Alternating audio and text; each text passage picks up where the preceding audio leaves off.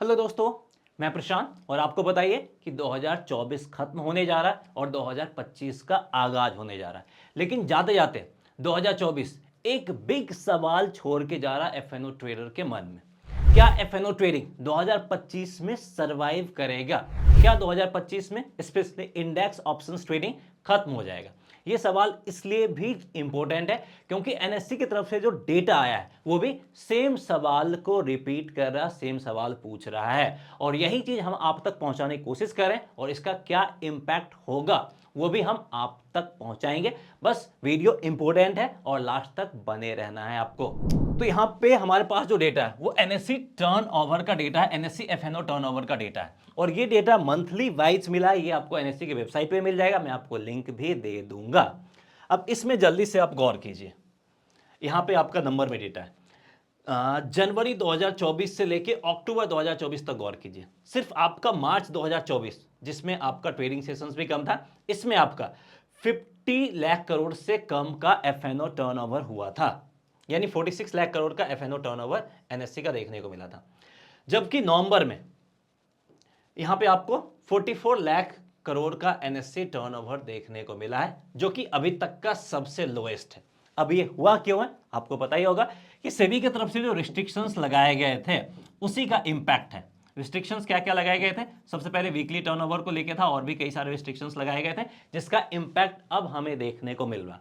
और सबसे इंपॉर्टेंट क्या है, इसका इंपैक्ट हमें दिसंबर के मंथ में सबसे ज्यादा देखने को मिल रहा। दिसंबर के मंथ में अभी तक का आधा ट्रेडिंग सेशंस हो गया और एनएससी का जो एफएनओ टर्नओवर हुआ वो लगभग आपका 17 लाख करोड़ का एफएनओ टर्नओवर हुआ है और इसी रेट से अगर बढ़ता रहा तो मैक्सिमम ये 35 लाख करोड़ तक का जाएगा।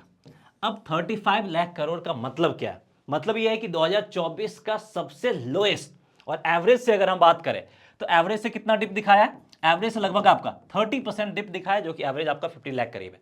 पीक जून 2024 में 63 लाख करोड़ का एनएससी का टर्नओवर था, जो अभी तक का सबसे पीक है सिंगल मंथ में। उससे अगर हम देखें तो वहां से लगभग आपका 50% का डिप देखने को मिल गया। जी हां, तो नवंबर के मंथ में ही दिखा दिया कि इसका कितना ज्यादा इंपैक्ट आ गया है। जबकि एक और यानी सेकेंड स्टेज का जो इंप्लीमेंटेशन, यानी आप बोल सकते हैं सेबी की तरफ से जो न्यू ईयर का गिफ्ट आना है वो अभी बाकी है और उसका अच्छा खासा इंपैक्ट आएगा, क्योंकि यहां पे जो है लॉट साइज वो इंक्रीज होना बाकी है और लॉट साइज इंक्रीज होगा तो जितना इंपैक्ट अभी आया है सेम अमाउंट ऑफ इंपैक्ट हमें आगे भी देखने को मिलेगा। और यही चीज आप ग्राफ पे भी देख सकते हैं। मैं इसको थोड़ा सा इधर कर देता हूं, यही चीज आप ग्राफ पे भी देख सकते हैं। देखिए कितना ड्रास्टिकली हमें डिक्रीज देखने को मिल रहा है।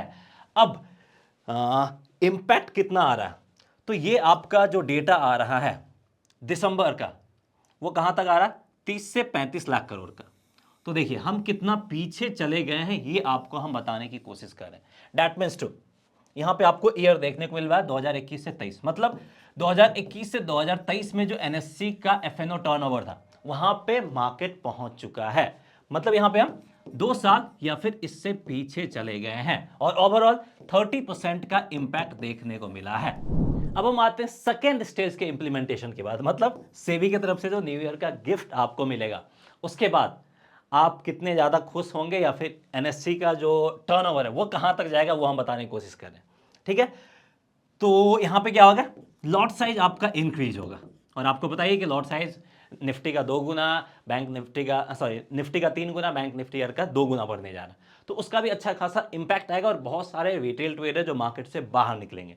तो उसके बाद अभी 30% का इंपैक्ट आया, उस टाइम भी हम लेके चलते हैं कि 30% के करीब का ही इंपैक्ट आएगा। दैट मीन्स टू एनएससी का जो टर्नओवर होगा वो कहां तक चला जाएगा? 20 लाख करोड़ से लेके 25 लाख करोड़ तक आ जाएगा। दैट मीन्स टू हम कहां पे चले जाएंगे? हम आ जाएंगे 2020 से 22 के लेवल तक। दैट मीन्स टू हम कोविड के टाइम वाले लेवल पे पहुंच जाएंगे। दैट मीन्स टू पीक से अगर हम बात करें जो कि 60 लाख करोड़ था, वहां से लगभग 60% टू 70% का ड्रॉप देखने को मिलेगा। जी हां, पीक से 60 टू 70% का ड्रॉप देखने को मिलेगा। और अगर हम एवरेज की बात करें तो एवरेज से 50% का एनएससी के टर्नओवर में डिप हमें देखने को मिलेगा। अब बोलोगे ये एनएससी का टर्नओवर डिप हो रहा है, इससे हमें क्या और हमें ट्रेडिंग पे कैसे इंपैक्ट करेगा? तो चलिए इस पॉइंट पे आते हैं जो आपके लिए बहुत ज्यादा जरूरी है। तो सबसे पहले आपने सुना ही होगा कि जब कोविड के टाइम था तो एनएससी का सिस्टम हैंग हो रहा था, जो मल्टीपल ब्रोकरेज फर्म है उनका सिस्टम हैंग हो रहा था, तो सबने क्या करा, अपने जो टेक्नोलॉजिकल इंफ्रास्ट्रक्चर है उसको मजबूत करा, वहां पे पैसा लगाया। अब टेक्नोलॉजिकल इंफ्रास्ट्रक्चर बहुत बड़ा हो गया, बड़े क्लाइंट को आसानी से हैंडल कर सकता है। अब क्या होगा, नंबर ऑफ क्लाइंट सीधे आपका डिक्रीज होगा।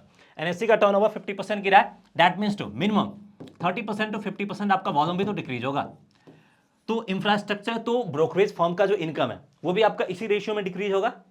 तो इंफ्रास्ट्रक्चर कॉस्ट तो उतना ही रहेगा, उसको तो घटाया नहीं जा सकता है, लेकिन इनकम उनका कम हो जाएगा, तो वो इनकम बर्डन अपनी जेब से पे करेंगे नहीं, वो बर्डन कहां पे आएगा, वो बर्डन आपके ऊपर आएगा। तो हो सकता है एनएससी भी अपना कुछ चार्जेस इंक्रीज कर दे। और एक चीज तो होने जा रहा जो श्योर एंड शॉर्ट है, जो फ्री ब्रोकरेज वाला सिस्टम था, डिलीवरी में भी था, वो सारा कुछ खत्म होने जा रहा है। मल्टीपल ब्रोकरेज फर्म ने खत्म कर दिया, एक दो बचे हुए हैं, वो भी आपका 2025 से जो फ्री ब्रोकरेज फर्म वाला प्लान है वो भी खत्म कर दें। यानी सेबी ने जो न्यू ईयर का गिफ्ट दिया है उसके साथ साथ बहुत सारे न्यू ईयर गिफ्ट आपको 2025 में मल्टीपल ब्रोकरेज फर्म के द्वारा भी दिए जाएंगे। अब आप करोगे क्या, टैक्सेस बढ़ जाएंगे, ब्रोकरेज चार्जेस बढ़ जाएंगे, और आप बैंक में जा नहीं सकते, क्योंकि बैंक में अगर आप एफडी करने के बारे में सोचोगे कि वहां पे चले जाते हैं 7-8% का इंटरेस्ट रेट मिलेगा, तो फरवरी से वहां भी आपका इंटरेस्ट रेट कम होने जा रहा है, आरबीआई इंटरेस्ट रेट कम करेगा, तो एफडी पे जो इंटरेस्ट पहले ज्यादा मिलता था वो भी कम मिलेगा।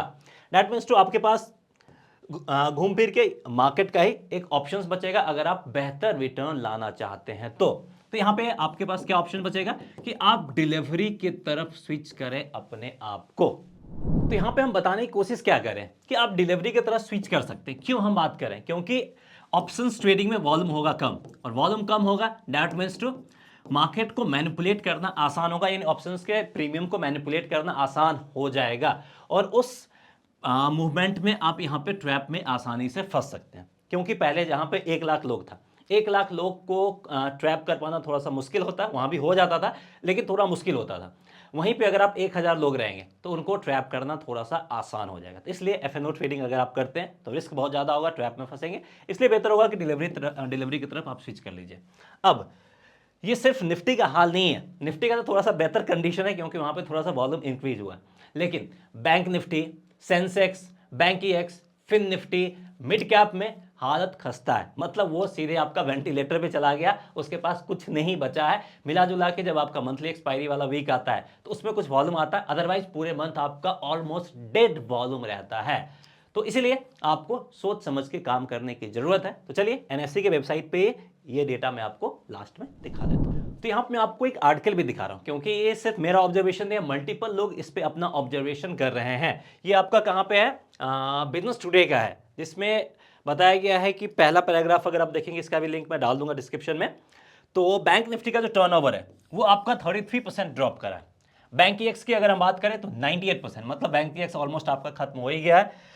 और अगर हम बात करें निफ्टी और सेंसेक्स का, तो निफ्टी का जो टर्नओवर है वो आपका 40% डिप करा है, और सेंसेक्स का टर्नओवर की अगर हम बात करें तो ये आपका 14% डिक्रीज करा है। यानी सबसे कम इंपैक्ट हमें सेंसेक्स पे देखने को मिला है। और ये सारा डेटा मैं आपको दिखा देना चाहूंगा कि आपको मिल जाएंगे एनएससी के वेबसाइट पे। इस वेबसाइट पे ये सारा डेटा आपको मिल जाएंगे, और आप चाहो तो ईयरली बेसिस पे, मंथली बेसिस पे सारा ये डेटा देख सकते हो। सो उम्मीद करते हैं कि हम आप तक जो पहुंचाने की कोशिश कर रहे थे वो आप तक पहुंच गया होगा, और आपके मन में भी ये सवाल अब जरूर उठ रहा होगा। तो आपका इसको लेके क्या ओपिनियन है, कमेंट करके जरूर बताइएगा। सो दैट्स ऑल, मिलते हैं नेक्स्ट वीडियो में। जय हिंद।